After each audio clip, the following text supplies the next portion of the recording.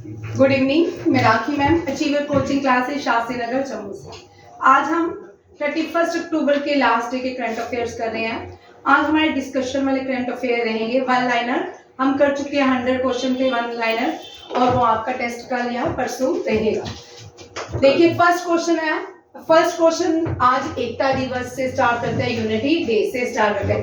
आज हमारी state JNK का क्या है, यूनियन टेरिटरी बनी थी। आज के दिन JNK जो है यूनियन टेरिटरी भी बनी थी। इसलिए यूनियन टेरिटरी आज के दिन रखा गया था क्योंकि सरदार पटेल की आज बर्थ एनिवर्सरी होती है, उनको एकता दिवस के नाम से जाना जाता है। और 31 अक्टूबर को JNK एक यूनियन टेरिटरी बनाई गई थी। सरदार पटेल का बर्थडे ही क्यों? क्योंकि सरदार पटेल ने 500 से भी ज्यादा रियासतें जो थी भारत में ऐड की थी, भारत को भारत में विलय किया था। ठीक है, इन्होंने यूनिफाई किया था भारत को। और याद रखिएगा, एक हैदराबाद था जो भारत में विलय नहीं होना चाहता था, उसके लिए एक ऑपरेशन लॉन्च किया गया। और कोई मुझे बताएगा उस ऑपरेशन को क्या बोलते हैं? ऑपरेशन पोलो। इंडियन आर्मी ने लॉन्च किया था उस ऑपरेशन पोलो, किसके लिए? जूनागढ़ हैदराबाद के लिए। देखिए सरदार पटेल है, इनके स्टैचू जो है लार्जेस्ट स्टैचू भी कहा जाता है दुनिया में, स्टैचू ऑफ यूनिटी और स्टैचू ऑफ बुद्धा जो चाइना में उनसे ऊंचा स्टैचू माना जाता है सरदार पटेल का। सरदार पटेल से पहले हम होमी जहांगीर बाबा पे आते हैं। Homi Jehangir Bhabha father of nuclear science है इंडिया के। इनका 114th एनिवर्सरी थी 30th ऑफ अक्टूबर को। ये 30th ऑफ अक्टूबर पैदा हुए हैं Homi Jehangir Bhabha. Homi Jehangir Bhabha father of nuclear science है इंडिया में। जब सेकेंड वर्ल्ड वॉर हुई तो ब्रिटेन USA ने इनको बोला अपने अपनी कंट्री में वापिस जाओ। जवाहरलाल नेहरू ने इनको अपने देश वापिस बुलाया और इनको फादर ऑफ न्यूक्लियर साइंस कहा जाता है आज इनको, होमी जहांगीर बाबा। ये पारसी कम्युनिटी से आते हैं, पारसी हैं। 31 अक्टूबर को हम सरदार वल्लभ भाई पटेल की बर्थ एनिवर्सरी सेलिब्रेट करते हैं। ये बॉर्न हुए थे नाइडाड गुजरात। कहाँ पे? नाइडाड गुजरात। और इन्होंने बाय प्रोफेशन ये एडवोकेट थे और इनकी बर्थ एनिवर्सरी को हम नेशनल यूनिटी डे या एकता दिवस के नाम से जानते हैं, राष्ट्रीय एकता दिवस। नहीं ठीक है, कट गया उधर से। क्या डेट? कोई बात। ईयर कौन सा था? वो ईयर 18 समथिंग था। देखिए ये गुम हो गया, एक मिनट बेटा। 1875 बॉर्न थे। ये 1900 से 1800 शुरू हो गया। ठीक है, अभी भी नहीं दिख रहा, कोई बात नहीं, इसको कौन सा 1875 बॉर्न थे।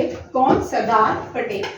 गवर्नमेंट ऑफ इंडिया ने 2014 में डिक्लेयर किया। 2014 में न्यू सरकार आई, ठीक है, तो उसने डिक्लेयर किया कि सरदार पटेल के पे भी एक दिवस रखा जाए और उस दिवस को राष्ट्रीय एकता दिवस कहा जाता है जब सरदार पटेल की बर्थ एनिवर्सरी होती है। बारडोली सत्याग्रह, यह मैंने बड़ी बार पढ़ा है। बारडोली मूवमेंट जो है ये सरदार पटेल ने स्टार्ट की थी। और इसमें जो सरदार नाम था गांधी जी ने नहीं दिया, किसने दिया इनको सरदार नाम? जो बारडोली की जो वुमेन थी उन्होंने ही इनको सरदार का नाम दिया।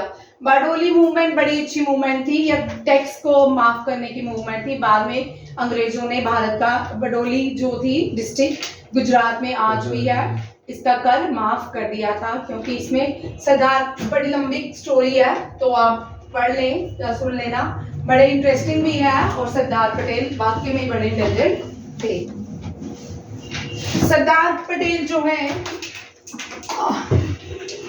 कॉन्स्टिट्यूंट असेंबली के भी हेड थे। कौन कौन सी कॉन्स्टिट्यूंट असेंबली के कमेटी के हेड थे?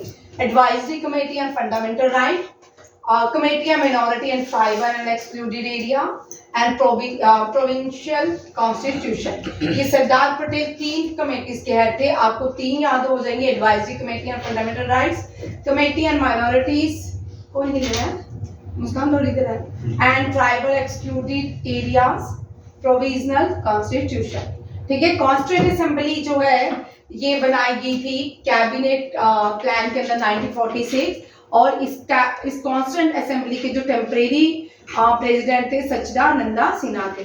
2 दिन के बाद इनको 9 दिसंबर में 1946 में इनको अपॉइंट किया गया था। फिर 11 दिसंबर में डॉक्टर राजेंद्र प्रसाद को कॉन्स्टिट्यूएंट असेंबली का परमानेंट हेड बनाया गया था। उसके बाद इस कॉन्स्टिट्यूएंट असेंबली में एक ड्राफ्टिंग कमेटी फ्रेम की गई। उस ड्राफ्टिंग कमेटी के हेड डॉक्टर BR अम्बेडकर बनाए गए। ड्राफ्टिंग कमेटी इसलिए बनाई गई थी ताकि देश का संविधान बनाया जाए। देश के संविधान बनाने के लिए ड्राफ्टिंग कमेटी बनाई गई और उसके हेड डॉक्टर BR अम्बेडकर रखे थे। बहुत सारे लोग इस कमेटी के हेड थे। स्टीयरिंग कमेटी के डॉक्टर राजेंद्र प्रसाद और भी बड़े सारे। बिस्मार्क ऑफ इंडिया, इनको बहुत सारे निकनेम से हम जानते हैं, आयरन मैन ऑफ इंडिया और Bismarck of India. Ottoman Bismarck जो थे जर्मनी से बिलोंग करते थे, उन्होंने जर्मनी को यूनिफाई किया था, इसलिए उनका नाम सरदार पटेल का भी नाम क्या रखा गया, बिस्मार्क ऑफ इंडिया।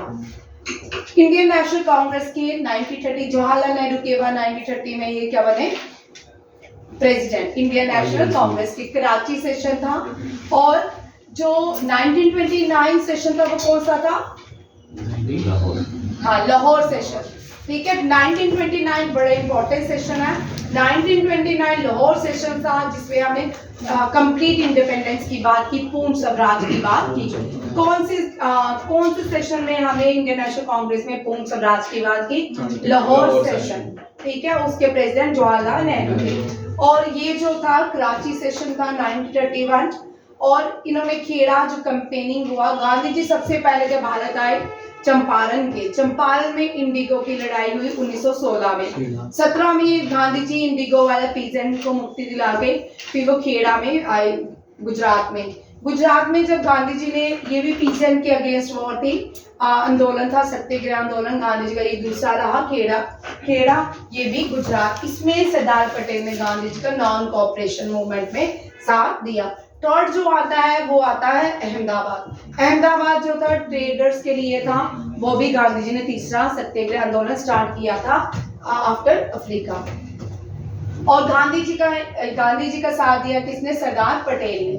और जब दांडी मार्च हुआ 1930 में, तब क्या हुआ, सरदार पटेल को during the Dandi March arrest कर लिया गया। इसका मतलब सरदार जो थे ये भी गुजरात से दांडी मार्च को लीड कर रहे थे और इनको अरेस्ट कर लिया गया। सरदार पटेल ने गुजरात से गांधी जी के साथ किया था और नॉर्थ ईस्ट प्रोविंस से फ्रंटियर गांधी खान अब्दुल गफर खान ने और नॉर्थ ईस्ट इंडिया से रानी गैदरलिन। ये बड़ा इंपॉर्टेंट क्वेश्चन है, ये बार बार रिपीट करती हूँ ताकि आपको याद हो। और महाराष्ट्र से बहुत सारे, साउथ इंडिया से भी बहुत सारे फ्रीडम फाइटर थे जिन्होंने सॉल्ट लॉ के अगेंस्ट क्या किया था, सत्याग्रह आंदोलन। इसको सिविल डिसओबीडियंस मूवमेंट कहा जाता है, सॉल्ट लॉ को, ठीक है। दांडी मार्च को वायलेशन हुआ था। आज भी तो वही हो रहा है, अंग्रेज साल तो मुफ्त होना चाहिए। आज भी, आज का टीवी में इतनी सारी एड्स आती हैं, क्या हो रहा है। गांधी जी ने कि सॉल्ट जो है ये हर कोई खाता है, इसके लिए एक सत्याग्रह मूवमेंट चलाई जिसको दांडी मार्च कहा जाता है। और अब भी तो यही हो रहा है, सॉल्ट की फिर से वही सेल टैक्स सब कुछ वैसा ही हो रहा है। तो अभी क्या कोई आंदोलन करेगा? यस, वेरी गुड, ठीक है। अब एक और ऐड आती है टीवी में, एक और सॉल्ट बिकने लगा है, ये वाला सॉल्ट खाओ, इसमें तो आयोडीन की मात्रा ज्यादा है। पता नहीं, टाटा तो हम खाते ही हैं सारे, पता नहीं कौन सा है, ठीक है। दांडी मार्च याद रखिए, गांधी जी ने साबरमती आश्रम से स्टार्ट किया था और गांधी जी ने जो पहला सत्याग्रह आंदोलन भी स्टार्ट किया था वो भी साबरमती आश्रम से स्टार्ट किया। साबरमती आश्रम साबरमती नदी के किनारे है और गांधी जी ने 78 लोगों को साथ लेके साबरमती आश्रम से दांडी तक मार्च किया था। ये याद रखिए कितने 100 मील चले थे गांधी जी और 78 फॉलोअर्स थे। कितने थे? 78 फॉलोअर्स थे जिनके साथ गांधी जी ने दांडी मार्च किया था। सरदार वल्लभ भाई पटेल भी कहाँ से थे? गुजरात से। गांधी जी भी गुजरात से थे। आजादी के बाद इन्होंने एक टेम्पल का उद्घाटन, टेम्पल बनाया, सोमनाथ टेम्पल। सोमनाथ टेम्पल को 17 बार लूटा गया। कितनी बार लूटा गया? 17 बार। प्लंडर हुआ था इसका 70। मोहम्मद गोरी की मुझे कौन, दोनों में बहुत कंफ्यूजन है। खिलजी नहीं है, एक गजनवी था, एक गोरी। हाँ, गजनवी या गोरी दोनों में कंफ्यूजन ही रहता है मुझे। ठीक है, भारत रत्न इनको मरणोपरांत दिया गया।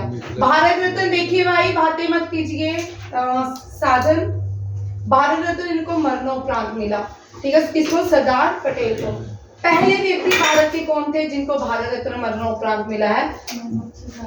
लाल बहादुर शास्त्री। कौन थे? Lal Bahadur Shastri, first person to receive Bharat Ratna after postmortem. याद रखिएगा। और राष्ट्रीय एकता दिवस जो है, नेशनल यूनिटी दिवस, हम मनाते हैं सरदार पटेल की बर्थ एनिवर्सरी। इनकी डेथ जो थी 1950 में हुई थी, हार्ट अटैक से हुई थी और मुंबई में हुई थी, महाराष्ट्र में। ठीक है, ये बॉर्न जब हुए थे ना, बॉर्न जब हुए थे ना, बॉम्बे प्रोविंसेस में पैदा हुए थे हमारा। ठीक है, क्योंकि तब गुजरात, गोवा और बॉम्बे एक प्रोविंस था। ठीक है, बाद में लैंग्वेज के हिसाब से इनको अलग किया गया। मराठा को बॉम्बे मिला, गुजराती को गुजरात मिला और कोंकणीज को गोवा मिला। स्टेचू ऑफ यूनिटी जो है सरदार पटेल को डेडिकेट होता है साधु हिल और साधु हिल। एसएससी सीजीएल में सरदार पटेल के स्टेचू ऑफ यूनिटी से बहुत सारे क्वेश्चन रहते हैं। यहाँ से बोलते हैं विंध्यास, और विंध्या के पहाड़ दिखते हैं। ठीक है, विंध्यास की जो हिमाचल प्रदेश में पहाड़ है वो भी दिखते हैं। ठीक है, 182 मीटर है ये नर्मदा के बीच कावड़िया गांव में, नर्मदा डिस्ट्रिक्ट में सरदार पटेल का स्टैचू इंस्टॉल किया गया है। ये दुनिया का सबसे बड़ा स्टैचू है। इसके बाद स्प्रिंग टेम्पल जो बुद्धा का चाइना में, वो 153 है और स्टैचू ऑफ लिबर्टी से भी ट्वाइस बड़ा है। स्टैचू ऑफ लिबर्टी जो है वो नेशनलिज्म के लिए, स्टैचू ऑफ लिबर्टी बनाया किसने था वो बताएगा? स्टैचू ऑफ लिबर्टी फ्रांस ने बनाया। ठीक है, स्टैचू ऑफ लिबर्टी के एक हाथ में एनलाइटमेंट है तो एक हाथ में डेमोक्रेटिक है, टॉर्च है। ठीक है, एक हाथ में एक किताब लेके खड़ी है, उसको कॉन्स्टिट्यूशन कहा जाता है। हाँ, एक हाथ में एनलाइटमेंट कहा जाता है। स्टैचू ऑफ लिबर्टी के 3 सिद्धांत थे फ्रेंच रेवोल्यूशन के, जस्टिस, लिबर्टी एंड फ्रेटर्निटी। ठीक है, याद रखिएगा। ये जो सिद्धांत है ये फ्रेंच रेवोल्यूशन के बाद पूरी दुनिया में जो डेमोक्रेसी थी उसको लेके लोग ज्यादा से ज्यादा क्या हो रहे, एग्रेसिव होते जा रहे थे। आजादी की बात ज्यादा होती जा रही। फ्रांस ने स्टैचू ऑफ लिबर्टी यूएसए को दिया। यहाँ पे इंपॉर्टेंट पॉइंट सुनिए, एसएससी सीजीएल के लिए बड़ा इंपॉर्टेंट पॉइंट है।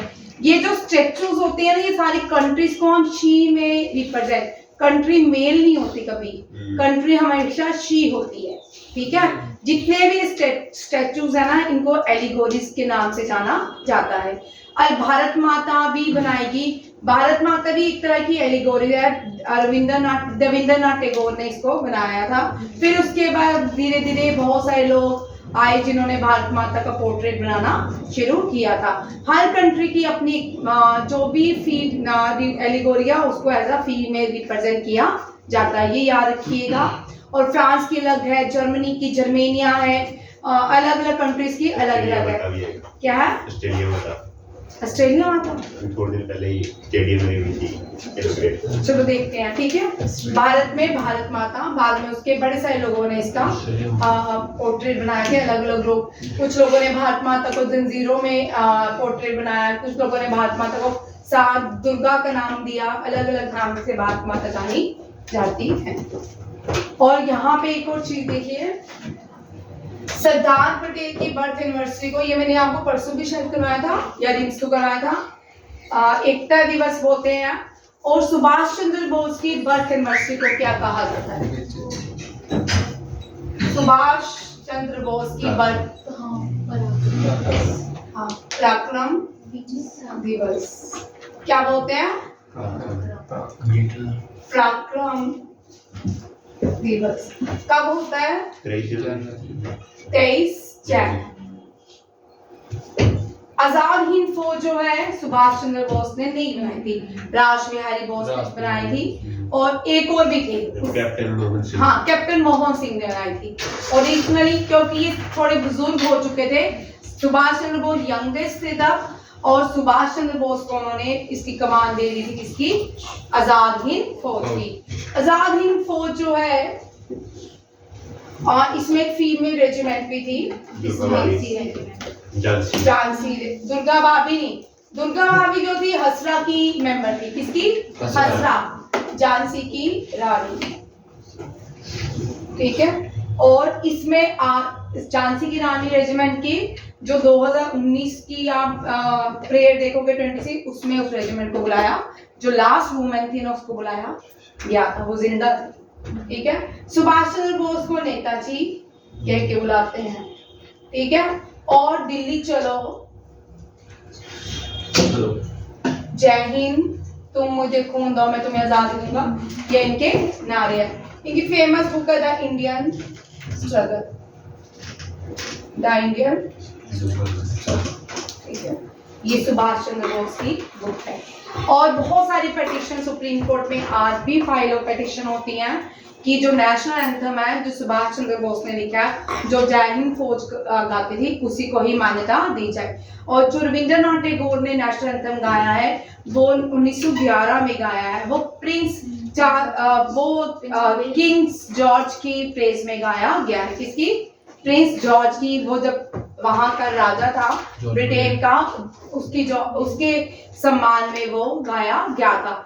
और हमारे नेशनल एंथम में सिंध, पंजाब, गुजरात, मराठा, सिंध जो है आज पाकिस्तान का पार्ट हो चुका है। और हाँ, ये बड़ा अच्छा हमारा नेशनल एंथम है, वापिस ले लेंगे, ठीक है।